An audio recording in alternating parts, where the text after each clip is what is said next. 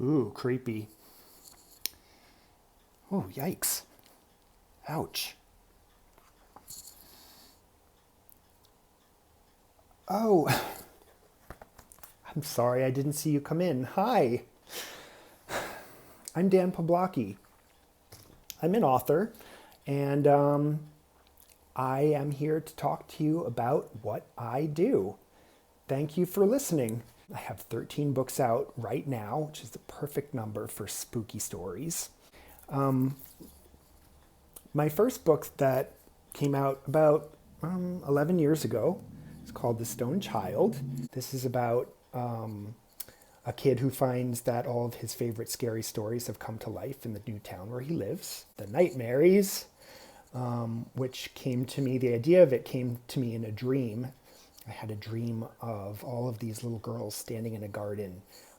They're all dressed in white.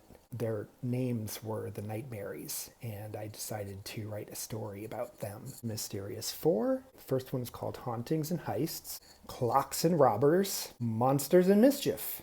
And these were a lot of fun because I got to invent a town called Moon Hollow up in the Hudson Valley. The book that came out after those is called The Ghost of Greylock. And this is one of my favorite covers, the spookiest cover, about a kid who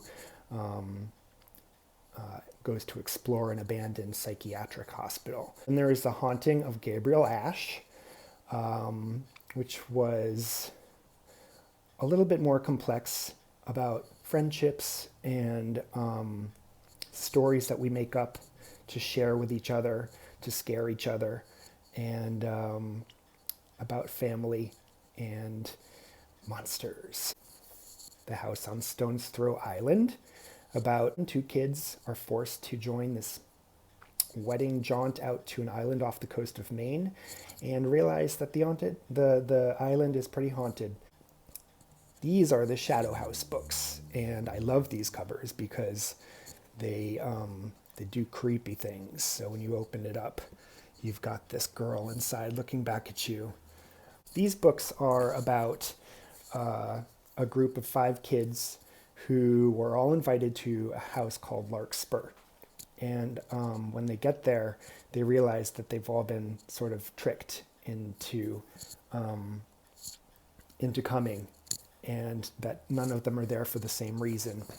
And when they go into the house to explore, to see if there's anybody there who can help them, they find that they can't get out. This one's probably my favorite cover because you can do fun things with it, like you can look through it yourself. So the first 3 in the series sort of tie together in one single story, and then this 4th book sort of stands on its own as an extra story, but definitely is helpful to read the first 3 books to sort of get a sense of what is happening in this one called The Missing.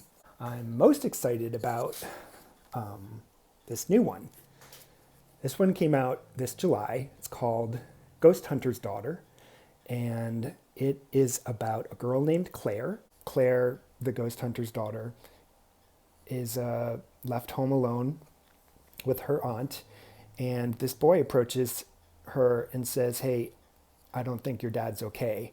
And this sort of sets her up to go off on an adventure to try and track down her dad, who's off in this very creepy, haunted location. But I'm going to start right at the beginning.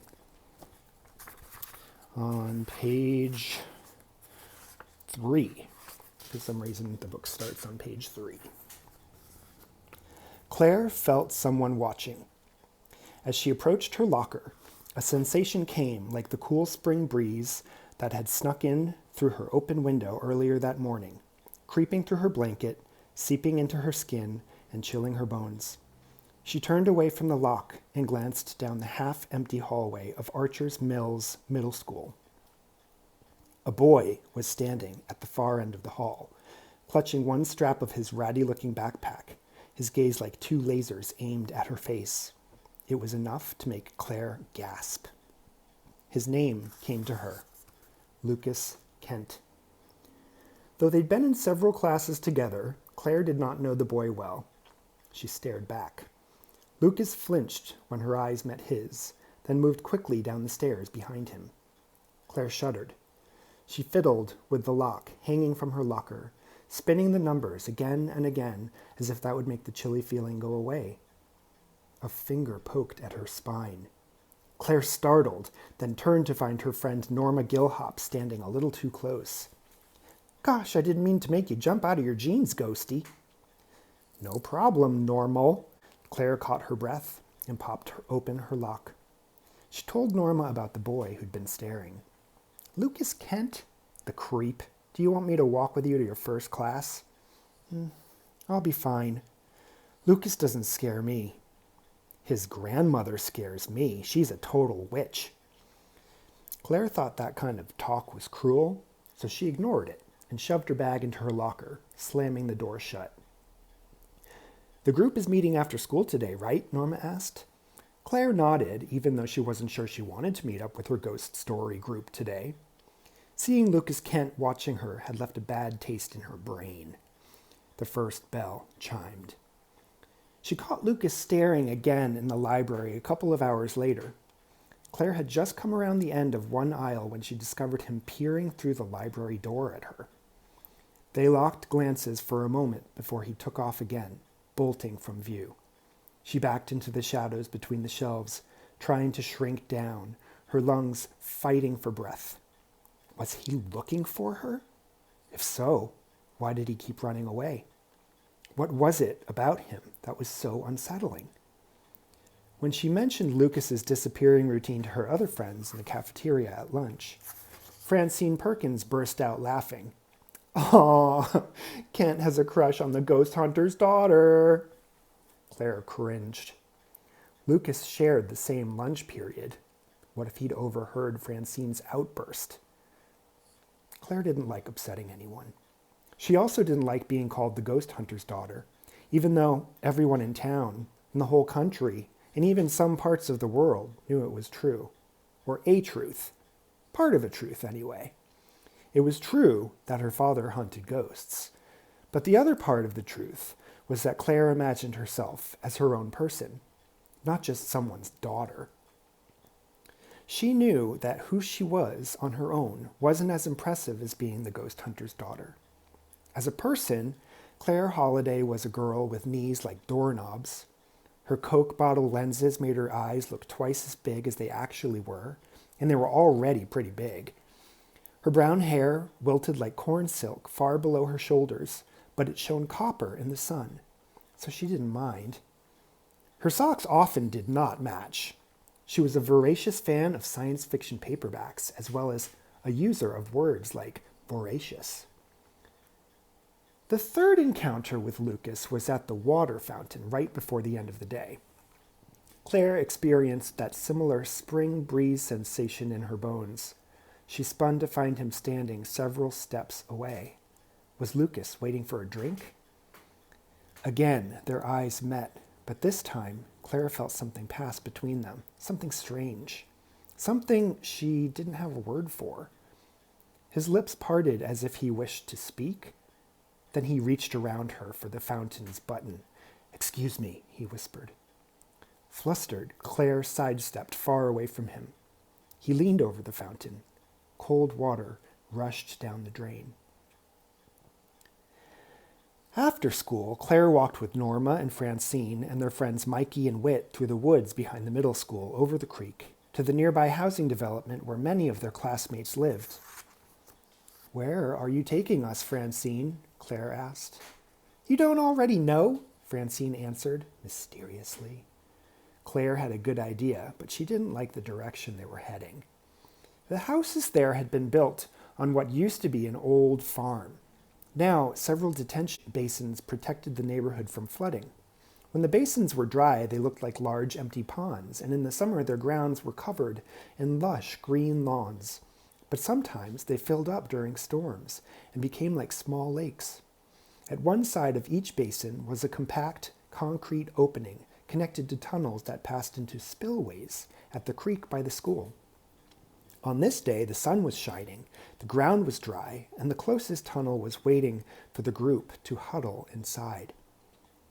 Dead leaves crunched beneath their sneakers, and their voices reverberated as they stepped into the shadows. Claire swallowed down her fear. I hope the ghost isn't hungry, said Whit. I don't want to get eaten. I'm hungry, said Mikey. Maybe I'll eat the ghost. I brought snacks, said Norma. How about you eat these instead? Cashews and yogurt chips.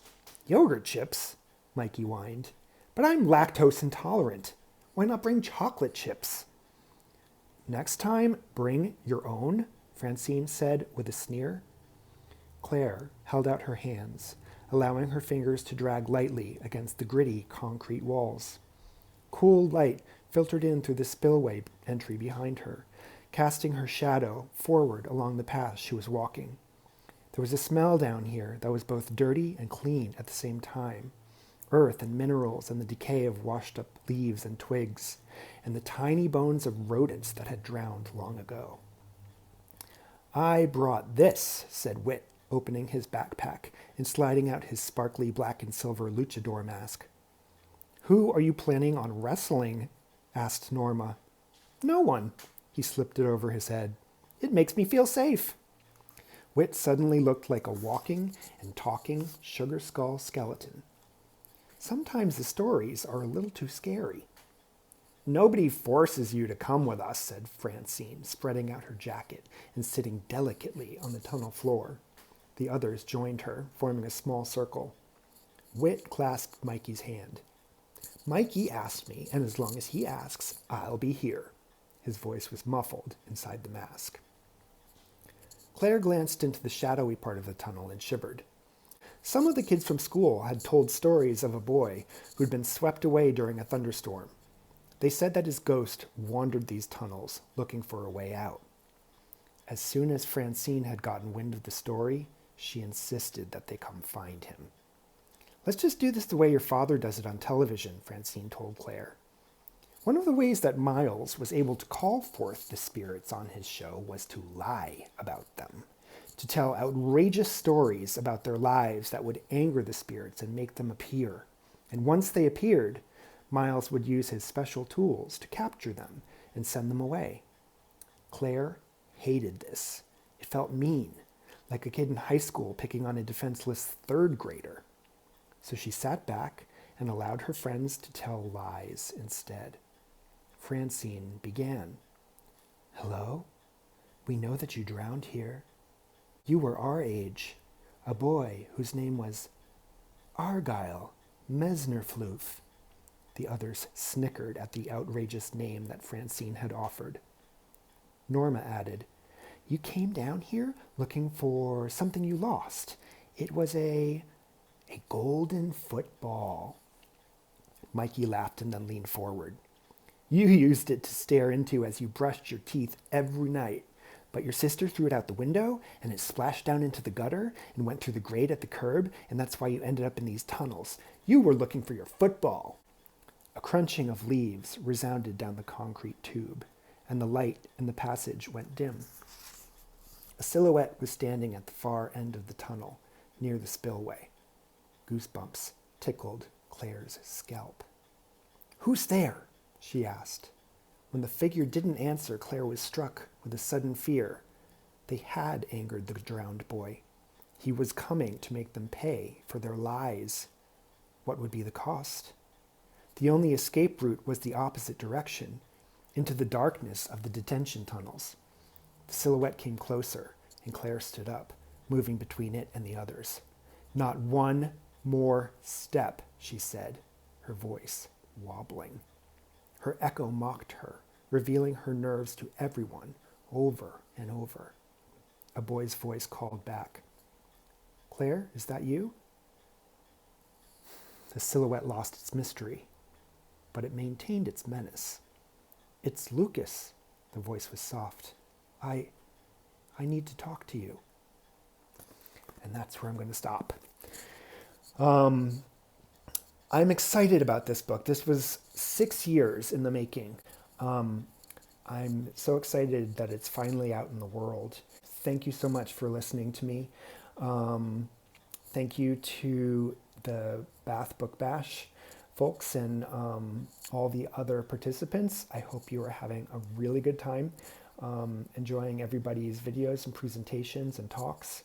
So thanks so much.